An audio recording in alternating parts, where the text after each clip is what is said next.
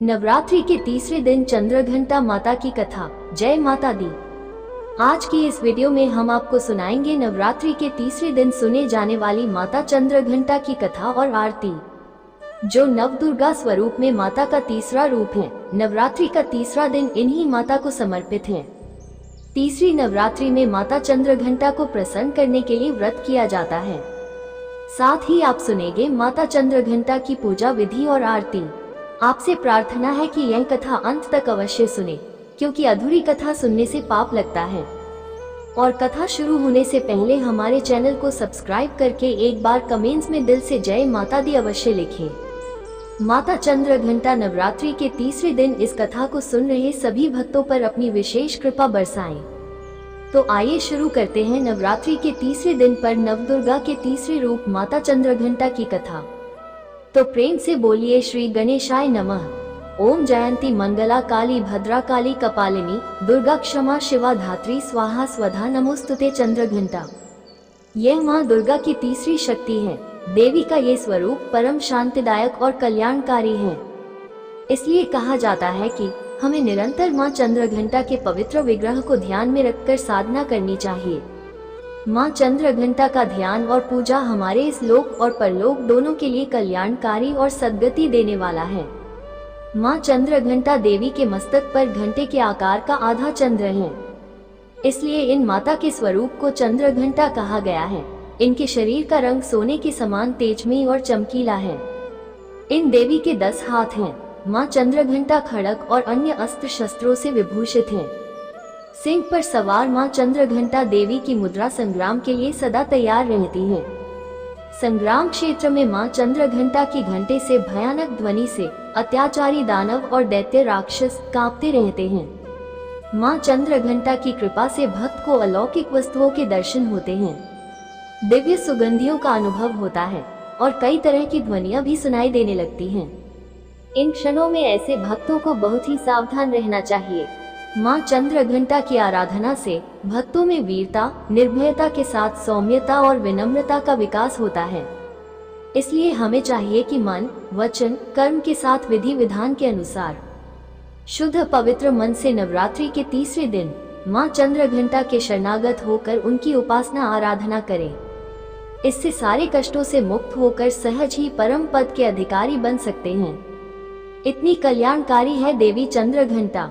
माँ चंद्रघंटा की कथा के अनुसार एक बार स्वर्ग पर राक्षसों का उपद्रव बढ़ने पर दुर्गा माया ने चंद्रघंटा माता का रूप धारण किया था।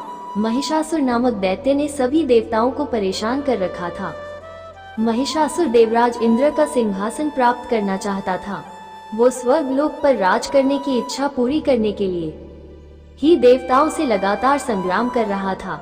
जब देवताओं को महिषासुर के इस देवराज इंद्र बनने की भयंकर इच्छा के बारे में पता चला तो वो सब परेशान हो गए। जब महिषासुर के कहर सहन की क्षमता से बाहर हो गए और सारे देवताओं ने महिषासुर की शक्ति के आगे घुटने टेक दिए, तो सभी देवता भगवान ब्रह्मा, विष्णु और महेश यानी भगवान भोलेनाथ के पास जा पहुँचे। सभी देवताओं ने खुद पर आई इस विपदा का वर्णन त्रिदेवों से किया और उनसे रक्षा की मदद मांगी। देवताओं की यह प्रार्थना और असुरों का अत्याचार देखकर त्रिदेवों को भी बहुत क्रोध आया। तब त्रिदेवों यानी ब्रह्मा जी, श्री हरि, विष्णु जी और शिव शंकर भगवान के क्रोध से एक ऊर्जा निकली। इसी ऊर्जा से माता चंद्रघंटा देवी अवतरित हुई। माता चंद्रघंटा के अवतरित होने पर सभी देवताओं ने माता चंद्रघंटा को उपहार दिए। माता चंद्रघंटा को भगवान शिव ने अपना त्रिशूल दिया। श्री हरि विष्णु जी ने चंद्रघंटा देवी को अपना सुदर्शन चक्र दिया। सूर्यदेव ने मां चंद्रघंटा को अपना तेज तलवार सिंह प्रदान किया। इसके बाद स्वर्ग के राजा और देवताओं के मुखिया देवराज इंद्र ने अपना घंटा माता चंद्रघंटा को भेंट के रूप में दिया। इन सभी दिव्यास्त्रों और आयुधों से सुशोभित मां चंद्रघंटा ने महिषासुर को संग्राम के लिए ललकारा। अपने सामने मां चंद्रघंटा का ऐसा विशाल रूप देखकर महिषासुर भय से कांप उठा। तब महिषासुर ने अपनी सेना को मां चंद्रघंटा पर आक्रमण करने को कहा। तब देवी ने असुरों के समूहों को क्षण भर में ही नष्ट कर दिया और अंत में महिषासुर का मर्दन करके देवी चंद्रघंटा ने स्वर्ग लोक और सभी देवताओं को रक्षा प्रदान की। इसके बाद देवी चंद्रघंटा देवताओं को अभय दान देते हुए अंतर्ध्यान हो गई। माँ चंद्रघंटा को खीर बहुत पसंद है, इसलिए माँ चंद्रघंटा को केसर या साबूदाने की खीर का भोग लगाना अत्यंत शुभ होता है। पंचामृत का मिश्रण इन सभी 5 गुणों का प्रतीक है। पंचामृत में दूध, दही, घी, शहद और गंगाजल का मिश्रण होता है और यह भी माँ चंद्रघंटा को अत्यंत प्रिय है। यह मिश्रण 5 पवित्र पदार्थों से बना होता है, जिनमें प्रत्येक पदार्थ का अपना महत्व है। दूध को शुद्धता और पोषण का तत्व प्रतीक भी माना जाता है, इसलिए आप माँ चंद्रघंटा को कच्चा दूध भी चढ़ा सकते हैं। देवी को दही भी अत्यंत प्रिय है, अतः आप दही को सादा या फलों के साथ मिलाकर भी माँ चंद्रघंटा को उसका भोग लगा सकते हैं। माँ चंद्रघंटा के नाम का अर्थ है वो जिनके पास घंटे के आकार का आधा चांद है।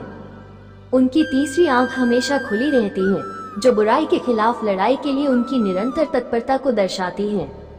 माँ चंद्रघंटा को चंद्रघंटा, विवाहिनी और चंद्रिका के नाम से भी जाना जाता है। माना जाता है कि माँ चंद्रघंटा अपनी कृपा, वीरता और साहस से लोगों को पुरस्कृत करती हैं। उनकी कृपा से भक्तों के सभी पाप, संकट, शारीरिक कष्ट, मानसिक क्लेश और भूत प्रेत की बाधाएं भी समाप्त हो जाती हैं। शिव पुराण के अनुसार माँ चंद्रघंटा भगवान शिव की शक्ति है, जो चंद्रशेखर के रूप में है। माँ चंद्रघंटा से जुड़ी एक और कथा के अनुसार जब माता पार्वती ने भगवान शिव शंकर से विवाह किया, तो पूरे ब्रह्मांड में तारकासुर नाम का एक असुर भयंकर कहर ढा रहा था। उसने जतुकासुर नाम का एक राक्षस भी नियुक्त किया था। जतुकासुर एक दुष्ट चमगादड़ राक्षस था। एक दिन जतुकासुर और उसके असुरों ने कैलाश और माँ पार्वती पर आक्रमण कर दिया। उस समय भगवान शिव गहन तपस्या कर रहे थे, वो अपनी तपस्या नहीं छोड़ सकते थे।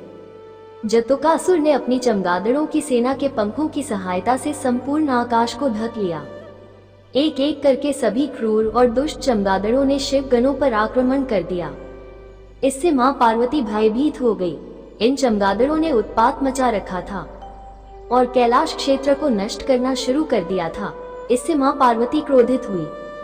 उन्होंने नंदी को सहायता के लिए बुलाया, लेकिन नंदी कहीं दिखाई नहीं दिए।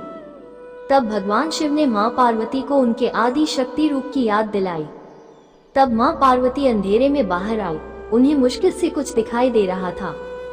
इस पर काबू पाने के लिए उन्हें चांद की रोशनी की जरूरत थी। तब माँ पार्वती ने चंद्रदेव से मदद मांगी और उन्होंने संग्राम के मैदान को रोशन करके माँ पार्वती का साथ दिया। पार्वती जी ने पूरे संग्राम के दौरान चंद्रदेव को अर्धचंद्र के रूप में अपने सिर पर पहना था। पार्वती माँ को मंद रोशनी में चमगादड़ों से लड़ने में सक्षम साथियों की आवश्यकता थी। तब भेड़ियों का एक विशाल झुंड माँ पार्वती की सहायता के लिए आया।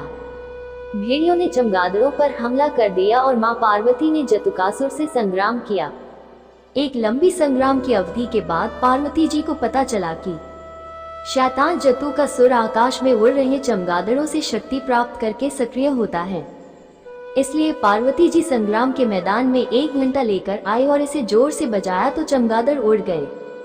तब भेड़ियों में से एक ने जतुकासुर पर छलांग लगा दी। वो जमीन पर गिरने पर दहाड़ने लगा।